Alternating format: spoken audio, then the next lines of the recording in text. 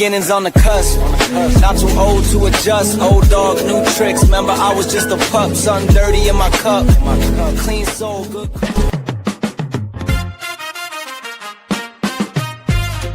Yeah. Someone got gun on all that dirt. Yeah. If I were podcasting, it would be insane. Knowledge flowing like the sweetest rain. Professor Bear on the mic, spreading wisdom wide. Of his thoughts, that's my pride, can't hide. With the voices in your ear, changing the game. If I rule podcast. Welcome, and thank you for joining me today. I am Professor Bear, and this is A Bear's Thoughts. Guys, girls, this has been an amazing journey for me just over the year and a couple of months that I have been doing this solo. It's been amazing. I've got to talk to some of my some legends that I never thought I would talk to. I get to talk to so many current guys and girls that are doing their things. I've talked to referees. I've talked to people in the industry. But this particular guest, I have to admit, a friend did an interview with her, and it was so amazing. And just listening to her story, I had to have her on my show because, as y'all know, we love hearing different aspects of the world of wrestling, and everyone has something different. But let me introduce my guest, Xenia. How are you doing today, ma'am? I'm doing so good. Thank you for having me. And yes, you nailed the pronunciation of the name, which doesn't happen often.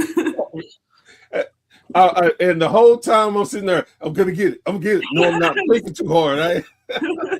So before we get into it, I want to let you know, and the fans, the QR code is up.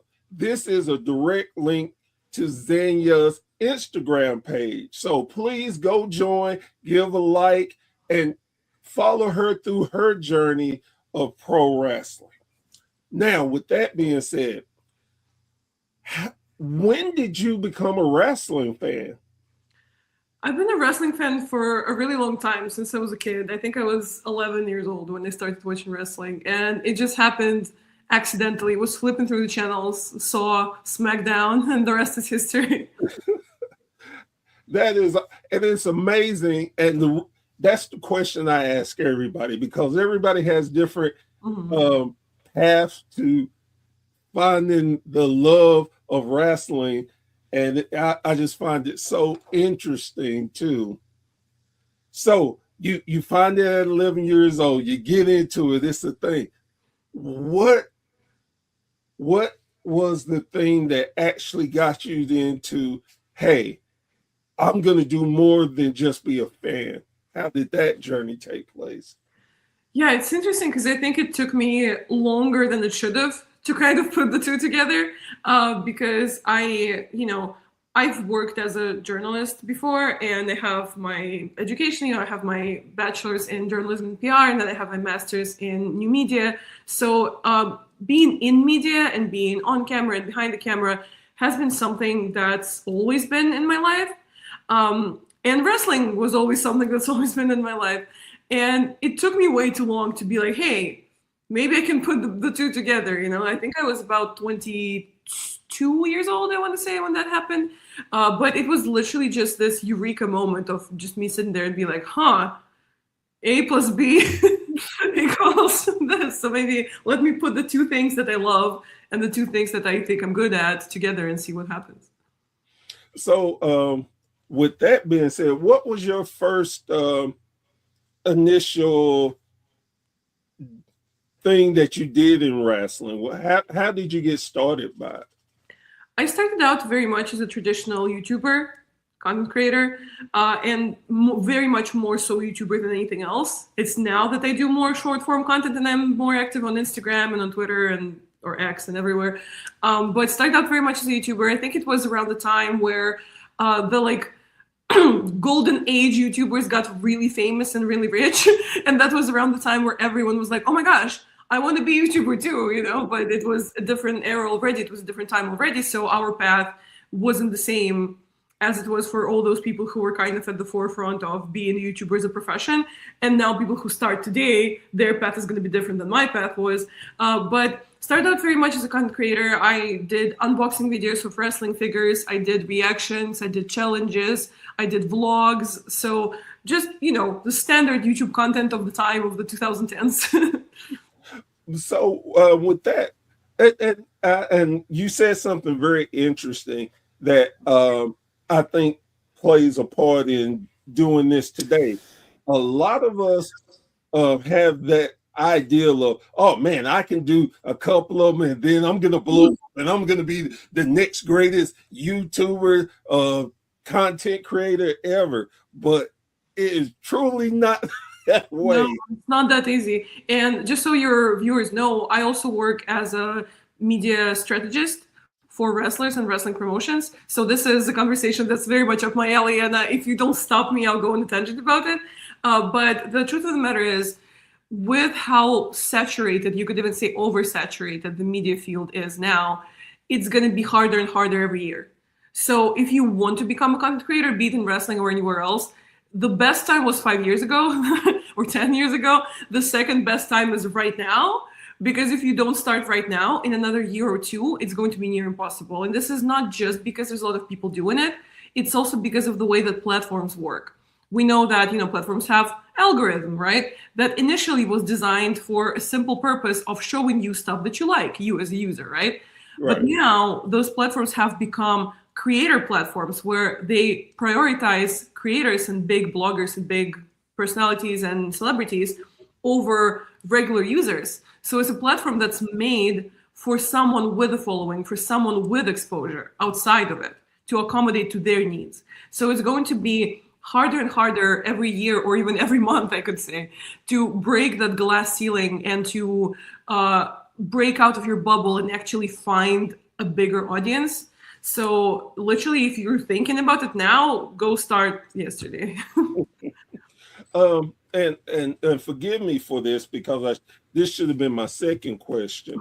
Where are you? Where were you born? Yeah, it's funny when people ask me where I'm from. It's always a charged question because I'm from like everywhere. So I was born in Russia. I'm half Russian, half Romanian. And then a good chunk of my childhood I spent in Spain. So I largely grew up in Spain. And then, you know, I just kind of kept moving around. Most of my life I've lived between Russia, Romania, Spain, and now United States. So I've just been everywhere. But short answer, I was born in Russia. Which I think gives you such a better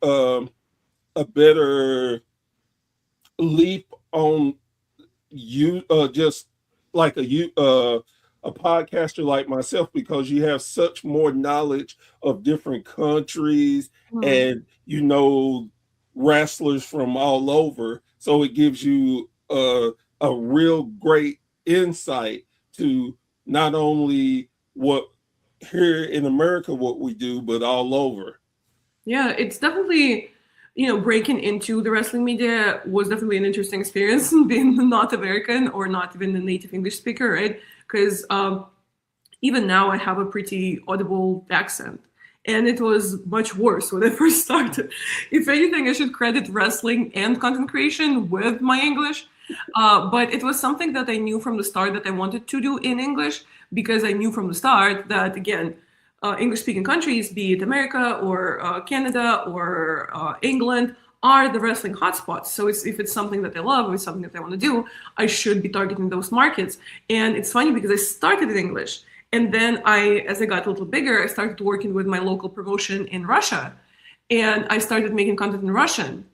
And there was a whole period in my content creator life where everything was in Russian. And then I had to hit the brakes and tell myself, hey, this is good. And I still, you know, want to help, and I still want to give back to my home promotion, essentially, right, in my home scene.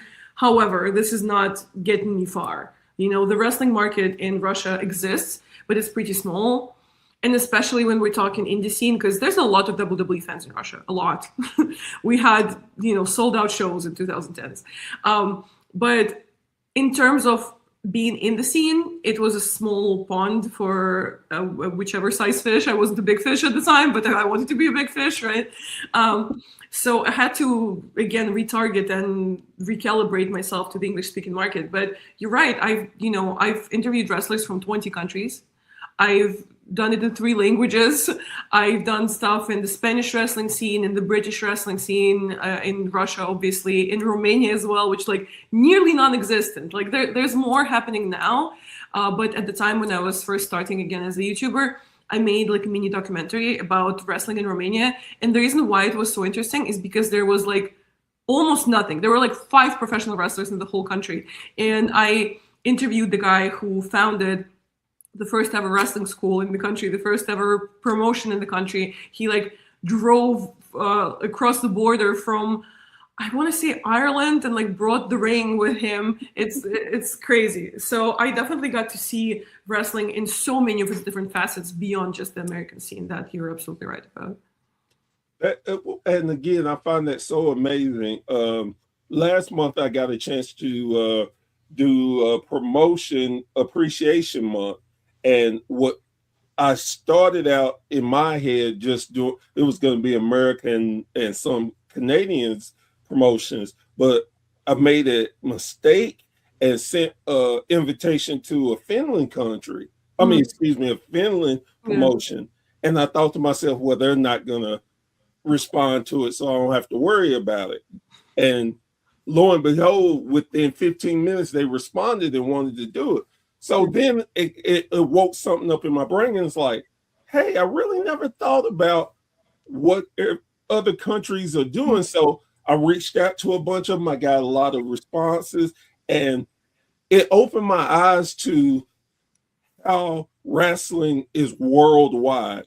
And I think as an American, we have this belief that ours the biggest and nobody can touch us. If you're not American, you're not doing it. And I was so humbled and appreciative getting to learn other countries' background and how much the WWE plays into their thoughts and how they do things.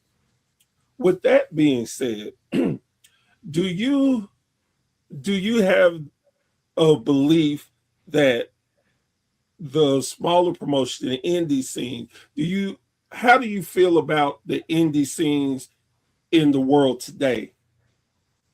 That's a very broad question. I think it really, really depends. Because on the one hand, in countries that do have a lot of wrestling, again, America or Canada or Great Britain or Germany, even Austria, I would put those in the top. And obviously, we have Japan and we have Mexico, the crazy of wrestling in the world. So for those where there's actually a wrestling business and there's actually an infrastructure, those independent promotions have the capacity to make so much more money and be so much more visible than they are. And they're really just not using the tools that are under their fingertips. And this is one of the things that I do. And this is a part of my mission in the world, I feel, to help those promotions that have the great talent, that have an idea behind it, an ideology behind the mission behind it, to get that visibility and to make more money, to be able to afford the things that they need to afford, right? And not just afford things, but to flourish, right? To make money, to be profitable, yeah? Because in wrestling, and I've made that research, that is my research, in wrestling, there's over 30 income streams that a wrestling promotion or a wrestler can have. And most people and promotions only use 3, 4, 5. So they have so much potential, and I'm so available to talk to any promotion if they want to talk to me and elevate them. However, in some other countries, it depends. Because on the one hand, if you have the initial investment, for example, if we're talking the MLPs and AWs and BXWs of the world and fourth ropes of the world, right? Yeah. Where the owner makes a conscious decision of, I'm going to invest in this because I love this and I think I can grow it and I think I can pay the attention and I have the resources to actually invest first and lose money first to get money, right? However, if we're talking about smaller promotions that start in garages and high school gyms, right? They don't have that resource. And in a lot of countries where there's no infrastructure, unfortunately, a lot of those promotions are doomed to be a stepping stone for their wrestlers. And this is kind of how I feel about a lot of the promotions in Eastern Europe, a lot of the promotions on islands, a lot of the promotions in smaller countries, right? They're doing so good, like they're doing such a good thing. But unfortunately, they also have to kind of make peace with the fact that in their lifetime, the industry in their country wouldn't be big enough for them to actually make good money from it. So there comes other things to do, right? They can collaborate with TV channels whenever they need stunts, extras. They can collaborate with YouTube shows, TV shows. They can collaborate with music bands, with circuses, with theaters, and there's money there. And they do that, and they can do private parties, they can do private events. But as a streaming product, it doesn't just have as much potential. I guess it's a long-winded answer, but I guess what I'm trying to say is it depends on the circumstance, depends on the investment. But for any promotion, any size, there are ways to make money, and there are ways to keep it viable, even if it doesn't blow up to the size of TNA or NWA or WWE, let alone. So, and let me say this: just listening to your answer it shows how much time, effort, and real work you have put into it. It shows how deep you're into it, how you look at all the different angles and stuff. And for me, that's very unique because I don't think there's a lot of people like yourself out there that have looked way beyond the general scope. Because for myself, I have A, B, possibly C, every blue moon a D. But listening to you, you're like, look, there's all these different letters. Don't look at them just when there's an issue. Look at it early. Have a backup plan to your backup plan to your backup plan. And I love hearing that. Thank you. Yeah, you're so right. And without any, fake humility, I do call myself the only new media strategist specialized in professional wrestling in the world. If I meet another one, I will remove that off my website. But so far, I haven't met other people who do this specifically. And you're so right that it's me starting to do the media development part of what I do was such a natural next step. Because I've been working in wrestling to one extent or another for 7 years. I've done so many things. I've done content, I've done managing, I've done, business consulting. I've done different kinds of collaborations with different promotions in different places, on screen, off screen, podcasts, hosting, you name it, right? Right. So for me, I've just accumulated so much information and so much insight and so many facts and tricks and all of this kind of stuff that it was a natural next step for me to be like, hey, I think I need to share this with people. I need to share this with the world. I need to systematize it. I need to put things on paper. I need to put things on video because I can't let it get lost in the journey, So this is kind of how my educator activities started, not because I want to celebrate my ego. It's really not about me. It's about people that come to me. But because I just have so much to share with the people in the industry. And I love that there's a saying, and you may have heard it.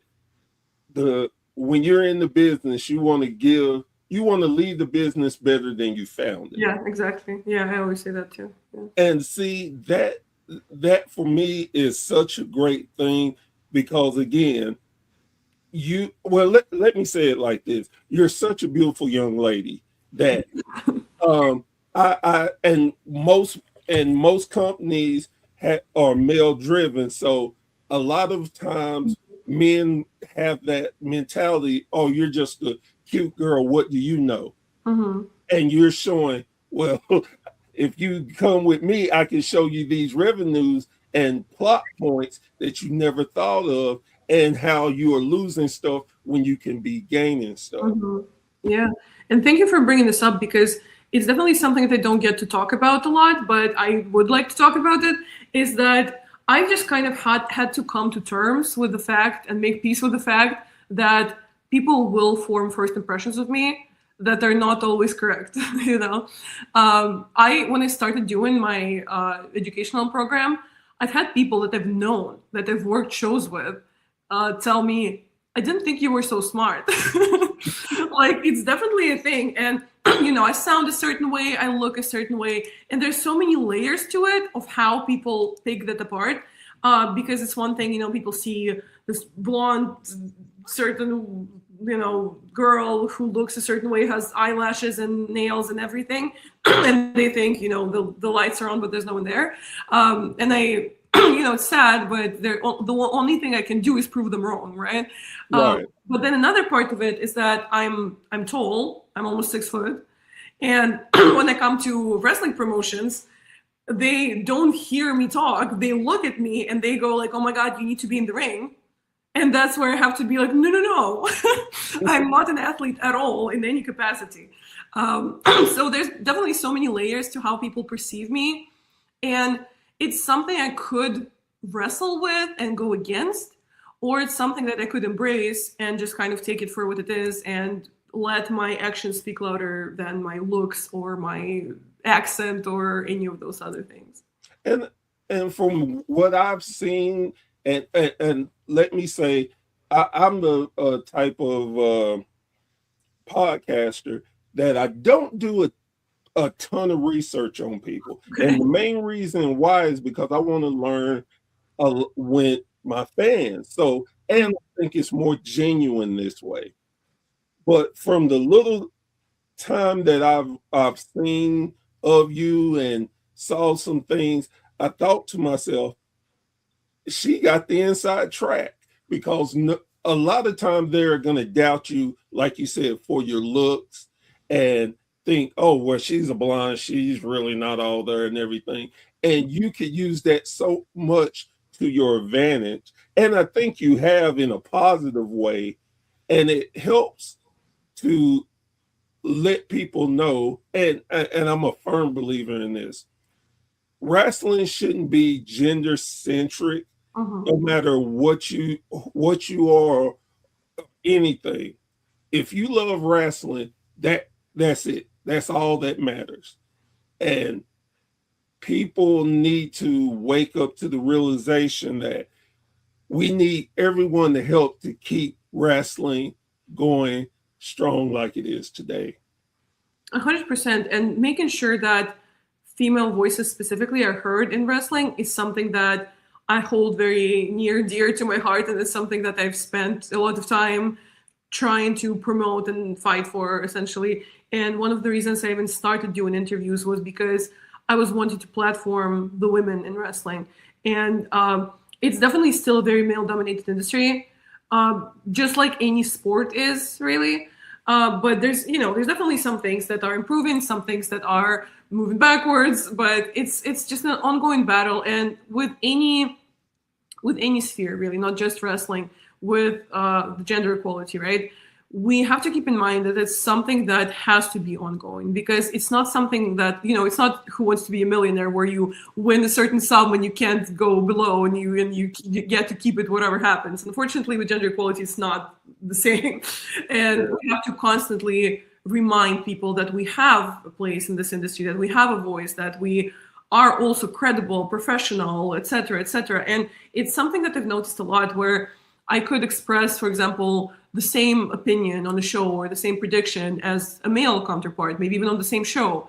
And I would get hate comments, and they would get consideration or maybe questions or just a completely different reaction.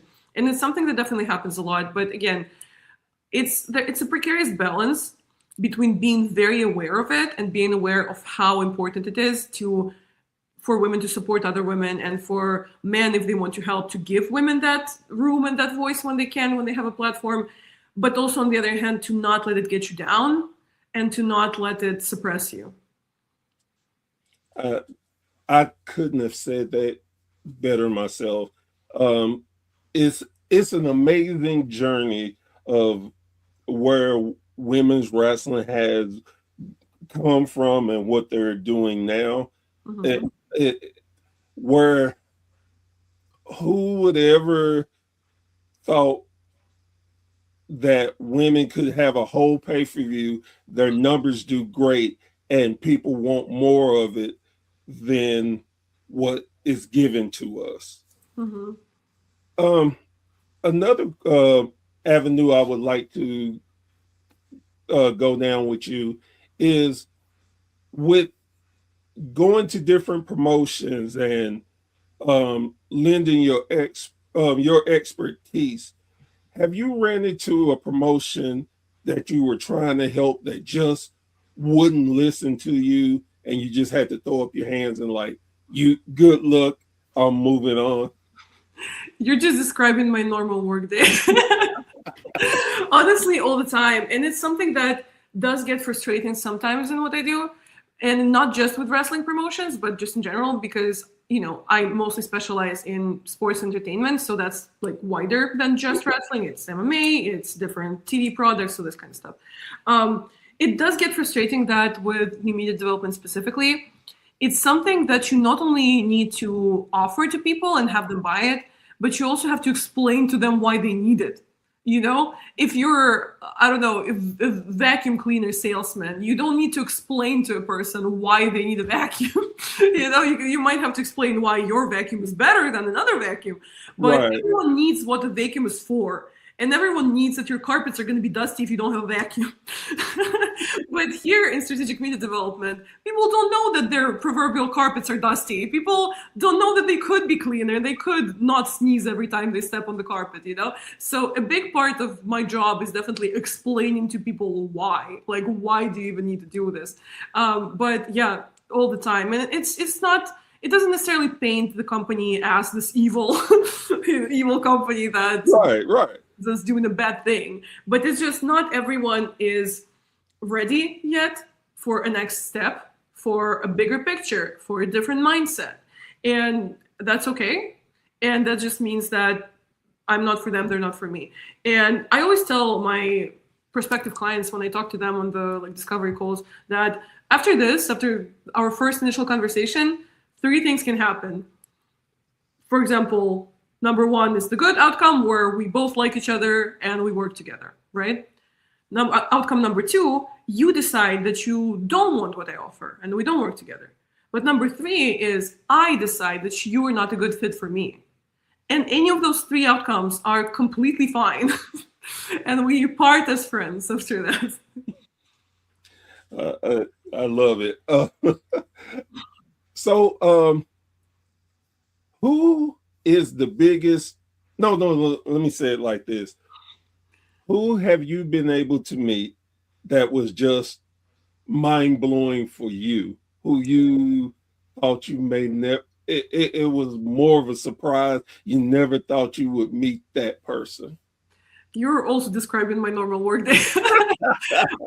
So one of them was definitely Dolph Ziggler, Nick Nemeth. I've interviewed him twice, and he was someone that I've been a fan of since I was a preteen, and for him to just sit across from me like an equal and have a normal conversation and give me the time and also play a big part in even organizing the interview and getting us the venue and everything where he absolutely didn't have to. He could have just, sat back and let me do it, but he proactively made sure that we had a good shoot day, that it was a pleasant experience for both of us, and that made for a good product. So he's just absolutely delightful to work with. He's so professional, just snaps right into it, no matter how tired he is or how overwhelmed he is or overstimulated. So he's one of my all-time favorite wrestlers and just an absolute breeze to work with. Another one that I recently had that moment of, ooh, that's the person that I was a fan of when I was a kid. I've been working with Aaron Stevens, formerly known as Damien Sandow. And I have an amazing long sit-down interview coming out with him on my YouTube channel very soon. YouTube channel is the same as everywhere, as I ended that. And we're working on the last tweaks of the edit. It's coming very soon. And when we were shooting the interview, while the cameras are rolling, I'm sitting across from him, and in my mind, I'm like, whoa, that's him. That's the guy. I have his action figure at home. This is kind of crazy. But there's a lot of moments like that. Or last weekend we went to Atlanta for some wrestling stuff, and we were invited to this fundraiser show by the Good Brothers, Doug Gallows and Carl Anderson, and they treated us so wonderfully, and we had all the access we needed, and we filmed some content, and it was such a fun show. And for someone to proactively invite me and acknowledge my work, and it's someone that I, again, grew up watching on TV, it's always a surreal feeling. It's never not cool, you know, it's always super cool. I had to tell you my Sandow story. So I went to a local promotion and he was there. And not only was he there, he was at the front door where I bought my ticket. And the owner was checking people in. And he told me, he's like, hey, this is my friend, Professor Bear. And it's like, man, I was like, man, can I get a picture with you? He's like, sure. So we took a picture, and he, like you said, he's such a very genuine, nice person. Really is, but yeah. I took the picture and put it on my on my Facebook group, and I put, wow, somebody didn't tell me that this wasn't the Miz. Oh my god, I'm sure he didn't mind, because, you know, he talks about it in the interview as well, that him working with Miz was one of his favorite parts of his WWE run, so I'm sure he didn't mind. Me just being me, I thought it was just funny, and just how most, like you said, most wrestlers are very just down to earth and very nice, and I thought that experience and him let me take the picture was very cool of him. Yeah, definitely. And it's always so sad for me to see when people generalize the bad things. It's like, oh, all wrestlers are this, all wrestlers are that, or they're all full of themselves, or whatever it is, right? I've met so many wonderful people through wrestling, wonderful, genuine, talented, just brilliant, brilliant people. And even more so, that makes me want to make sure that more of those wonderful and genuine people get that platform that they deserve. Because even working with smaller promotions, like you were saying, for example, you know, in Russia, my home promotion, I have friends there who are absolutely brilliant, and I have no doubt in my mind would have been global superstars by now if they only had the access to the resources, right? Or Right. in Spain, like there's some absolutely brilliant wrestlers in Spain. Like if I had to shout someone out, like from Russia, it would be Kylie Devon. She's absolutely amazing. She's wrestled a lot abroad, actually, recently. She's wrestled in Thailand. She's wrestled like just all around the Asia part of that region, right? And she's just so brilliant. She had a match with Emi Sakura, and Emi Sakura was even impressed by her. Like she's just so great. And for the Spanish scene as well, there's so many great people in the Spanish scene. We have, I don't know, who am I going to shout out? Let's see. We have the King Caden. We have Gerard. We have, oh my God, there's so many people. We have, oh my God. I could go on, but I'm just like thinking, who am I gonna miss and offend by not mentioning them? But there's just so many great people, and it's something that is achievable. You know, wherever you are, you can get that platform. When we see those things happen, because we see people go viral from way outside of America and then get opportunities in America. We saw Session Moth Martina get AEW matches from her hype on social media. We see, and it's so funny that both those examples have the word moth in them. But Thai wrestler Monomoth, he's booked on Effie's Big Gay Brunch this coming Mania week.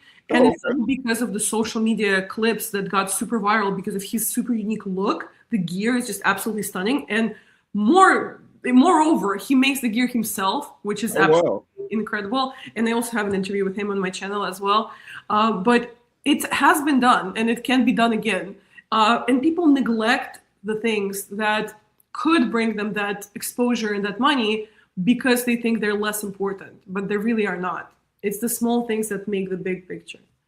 And one of my thoughts, and I'm always humble when I have conversations with wrestlers and they ask my opinion about different things. Mm-hmm. And I always tell them, you're a business on yourself. So Mhm. you have to make sure that you're promoting yourself. If you get chances to do podcasts, do a Mhm. podcast. If Yeah. you got YouTube page, you are X, if you're social media, go and blitz your social media. Put Mhm. some of your highlights out there.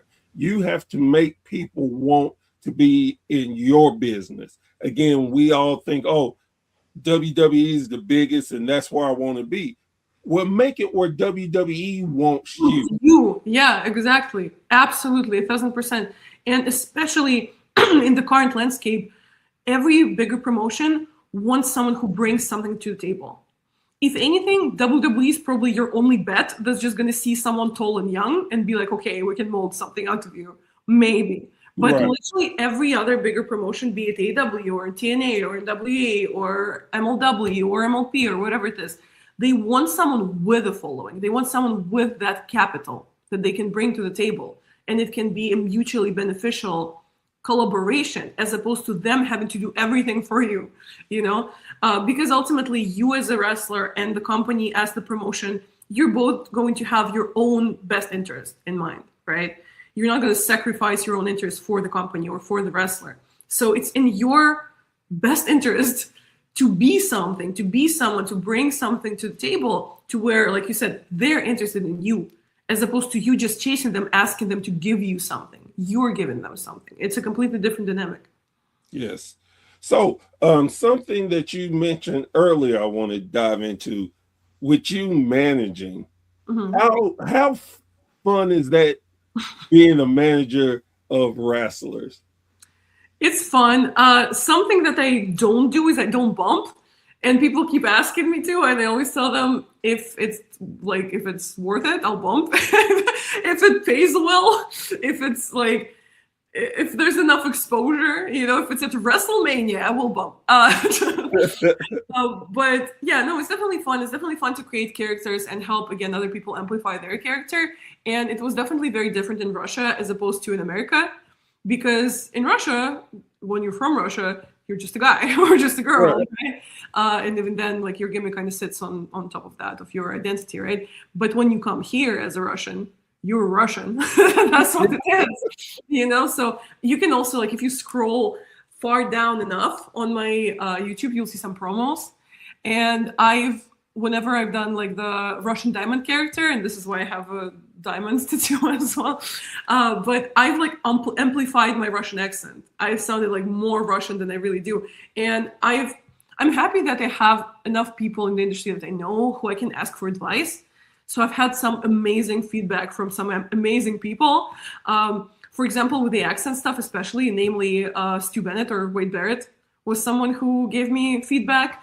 And because he's kind of in the same boat, where he Right. has a very thick British accent, and it's something that he like amps up for TV. But then apparently there's a sweet spot of like amping it up and still sounding comprehensible to Americans. So it's a conversation that I've had with him, and he's helped me kind of hone my fake Russian accent. But yeah, no, it's definitely a lot of fun, and I'm open to doing it. I've done the most recent. I've done some stuff in CCW where when Frank the Clown and Skids had their feud, I was on screen quite a lot with that. But yeah, I'm always open to it as long as it doesn't interfere with my media work, as long as I don't have too many restrictions in terms of kayfabe. But outside of that, I'm super open for it. It's always fun. That for myself, I always wanted to be a manager, and I know that it would be weird for me to be a manager because most managers are the small itty bitty person, and I'm 6'4", Hmm. and and, and, and I'm 300 pounds. So I mean, who am I as a manager can make seem realistic to guys that are probably smaller than me and Trust stuff. me, I get you, because I'm 5'11" and a half, and I'm no small girl either. Like I understand, but you just kind of have to figure out who fits well with you. Because some of the managers, which granted that a lot of them are former wrestlers, but we saw Jake the Snake Roberts be a manager in AEW, and Aaron Stevens now is a manager in NWA, and he's also 6'4". obviously they have more recognizability and a bigger like field of recognition because they're former wrestlers, but Right. it's definitely possible. I'm always such a big proponent of diversity in every way possible in wrestling. I think all shapes and sizes should be represented, and I think it's, if anything, it makes it more fun. It makes it look more interesting and hold that attention span. So you just have to figure out who you're a good fit with. Because, for example, who said that it has to be that the wrestler is this big jacked guy and the manager is this teeny tiny guy? Maybe it can be the opposite. Maybe it can be a tiny girl and then the manager is the big guy. So that makes sense, and it makes sense for like a maybe like a cowardly heel trope where they kind of hide behind the manager. So anything can work if you think about it creatively enough. Yeah, and that is such a great point that I never really thought of. Recently, I got a chance to take a picture with the NWA World Champion Silas Mason, and we were taking a picture, and the promoter was standing there, and he's like, "Wow, Cyrus." I mean, I said Cyrus. I was like, "Wow, Barrett's bigger than you." He's like, "Nah, I just bent down to make him feel better." And it's so fun to me getting to talk with different wrestlers and find out different things. What has been the biggest thing that makes you smile every day and keeps you doing what you do? Oh my God, that's such a tough question. I think there's a lot of things, but I think one of them that, or let me say two actually, two of them that never fail to make me smile. It's kind of two in one, right? Is when people recognize me at shows, and one of the two in one things is when it's fans and they tell me they like my content and they've been watching my videos or following me for a while, and it's something that makes me really feel like I'm doing something and that people can see and like and enjoy. Because if you're a content creator, which I'm sure you understand as someone who also creates content, you spend so much time kind of in your room talking to a wall, essentially, to the camera, right? That you kind of lose that sense of like, I'm actually talking to real people and they're seeing this and they're responding to me. They're having this dialogue with me without me even knowing, essentially, right? So it really makes it feel like I'm not just alone in the room, you know, if that makes sense.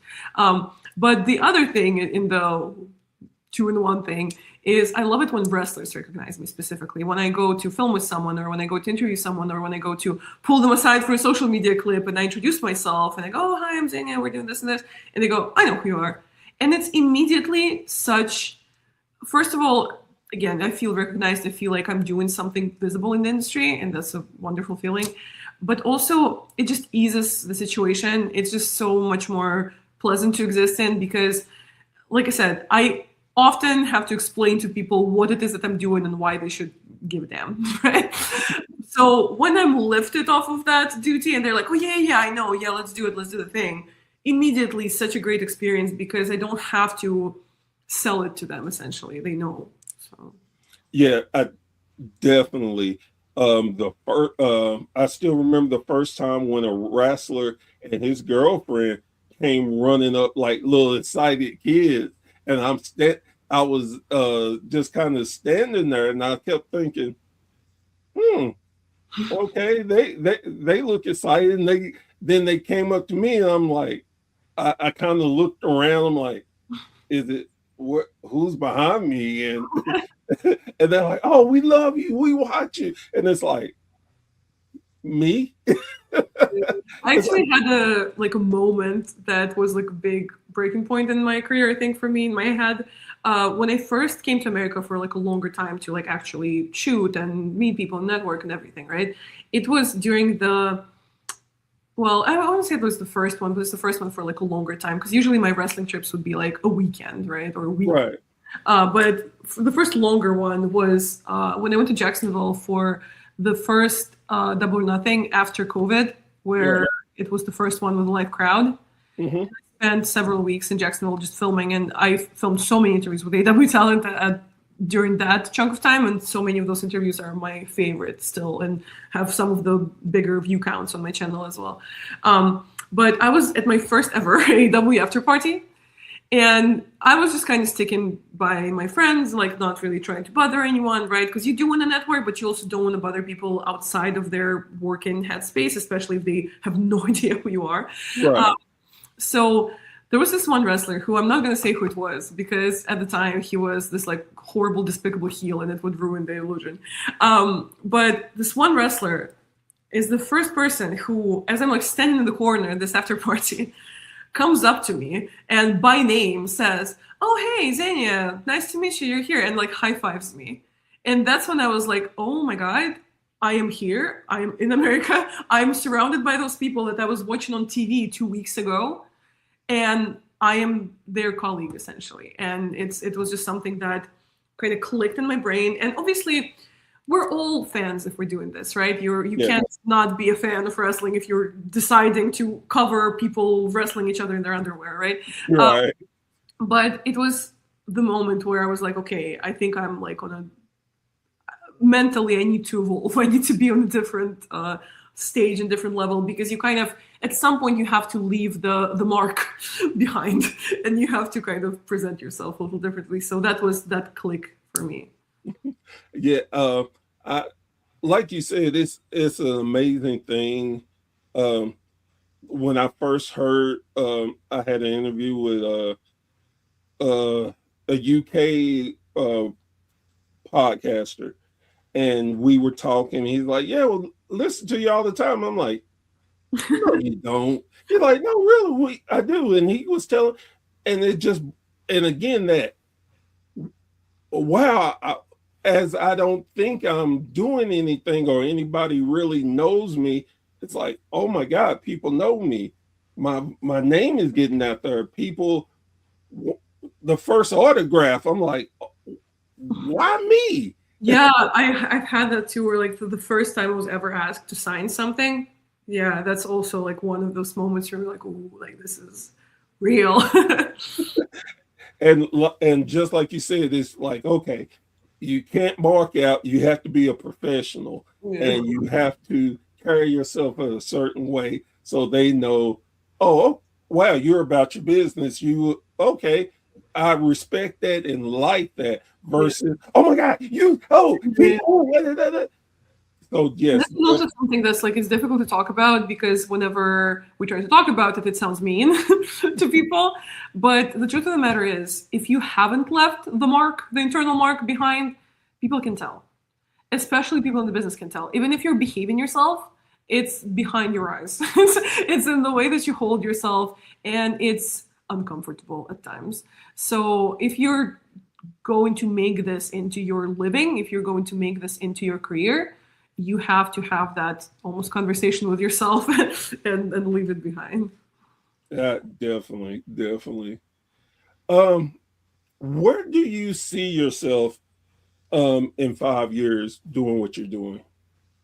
In 5 years, I see myself just, doing the same thing, but on a bigger scale.